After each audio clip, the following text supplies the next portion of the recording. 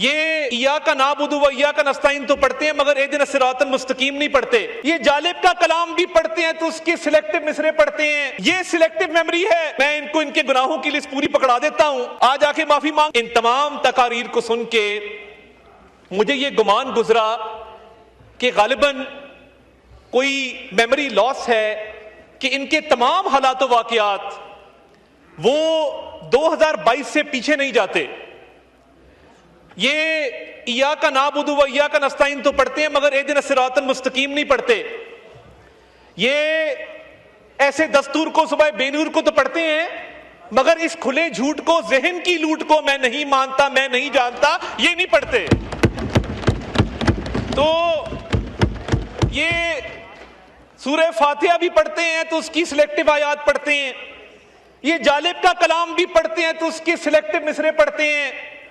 ये जब फस्तायत की बात भी करते हैं तो जो इनके जहन के मुताबिक फस्तायत है उसकी बात करते हैं। मैंने समझा कि जब ये कह रहे हैं कि सुबह बेनूर को और ऐसे दस्तूर को, मुझे ये गुमान आया कि गालिबन मीनारे पाकिस्तान के साए के तले उस रेफरेंडम के जलसे के अंदर खान साहब ने ये फरमाया होगा उस वक्त के हुक्मरान को कि ऐसे दस्तूर को सुबह बेनूर को मैं नहीं मानता, मैं नहीं जानता। वो भी नहीं निकला क्योंकि ये पोलिंग एजेंट थे, ये सफ़े अव्वल के सिपाही थे।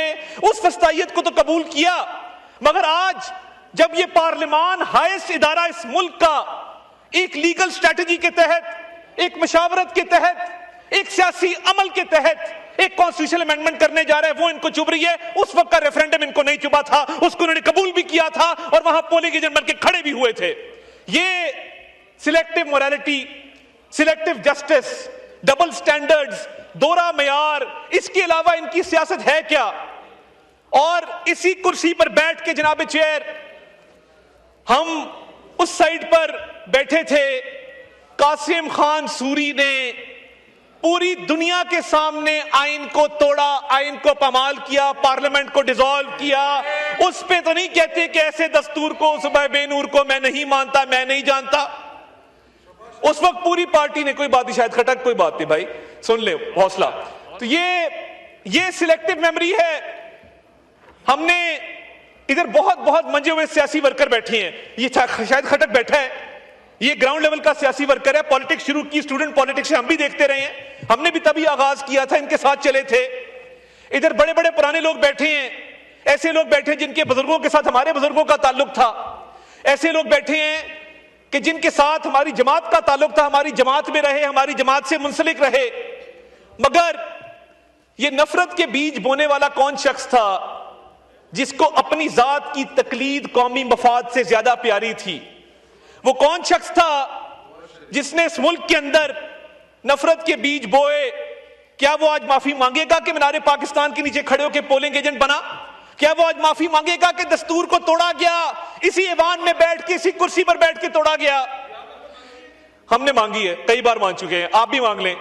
और 2000 इस पे ख्वाजा आसिफ साहब बहुत बात कर चुके हैं। ये माफी की बात करते हैं तो मैं इनको इनके गुनाहों की लिस्ट पूरी पकड़ा देता हूं, आज आके माफी मांग ले, मगर नहीं करेंगे क्योंकि ये सियासी लोग नहीं है। क्या ही अच्छा होता, इधर जो तकारीर की जा रही है, मुझे बता दीजिए, अभी शरियार खान अफरीदी साहब ने तकरीर की, क्या क्लॉज बाय क्लॉज 27वीं तरमीम के ऊपर उन्होंने कुछ तजावीज दी? क्या उन्होंने कहा कि इस क्लॉज में इसको बेहतर कर लें, फलां क्लॉज के अंदर फलां चीज ले आए?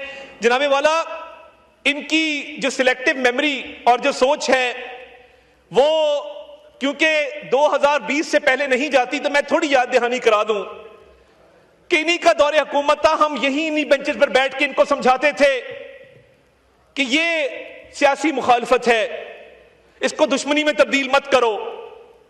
हमने, पीपल्स पार्टी ने, दीगर जमातों ने एक चार्टर ऑफ डेमोक्रेसी किया इस मुल्क के अंदर। उस चार्टर ऑफ डेमोक्रेसी का क्या मकसद था? अफामो तफहीम से मामलात को आगे चलाना, डेमोक्रेटिक प्रोसेस को स्ट्रेंथन करना।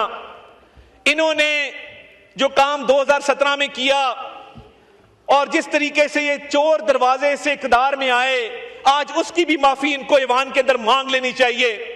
और ये लोग जिन्होंने उस वक्त, आप फॉर्म 47 को तो इनको अपने मुंह से बात ही नहीं करनी चाहिए।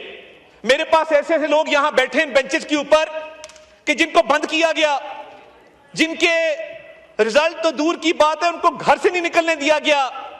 यहां पे वो लोग भी बैठे हैं कि जिनके प्यारे दुनिया फानी से रुखसत हो गए, उनके जनाजे नहीं उठाने दिए गए। और मैं उस अदालत में मौजूद था कि जब शहजाद अकबर के ऑर्डर पे आज, अच्छा इनकी पार्टी के अंदर भी मुख्तलिफ फैक्शन है आजकल। एक फैक्शन है जो लैपटॉप लेके आती है दौरे इख्तिदार के अंदर, भुगतता जैन कुरैशी है, भुगतते ये लोग हैं जिधर बैठे हैं, वो वहीं से कैमरा ऑन करते हैं यूट्यूब का और वहां से पूरा भाषण झाड़ते हैं। वो हर दौर में आपको कैबिनेट में बैठे नजर आएंगे, फ्रंट सीट पे बैठे नजर आएंगे, हुक्मरानों के कसीदे पढ़ते नजर आएंगे। मगर इतना सा मुश्किल वक्त आता है तो सबसे पहली फ्लाइट जो पाकिस्तान में जाती है उसकी सीट 1A के ऊपर वो विराजमान होते हैं। आज भी वो बैठ के इदारों की तस्दीक करते हैं, किस एजेंडे पे करते हैं? और ये इनकी पार्टी की पॉलिसी है, गुड कॉप बैड कॉप खेलना। इधर कुछ लोग बैठ के सियासी अमल की बात करेंगे और यूट्यूब के कैमरे वाले जो मुख्तलिफ ममालिक के अंदर मुकीम हैं वो इदारों के ऊपर हमला करेंगे।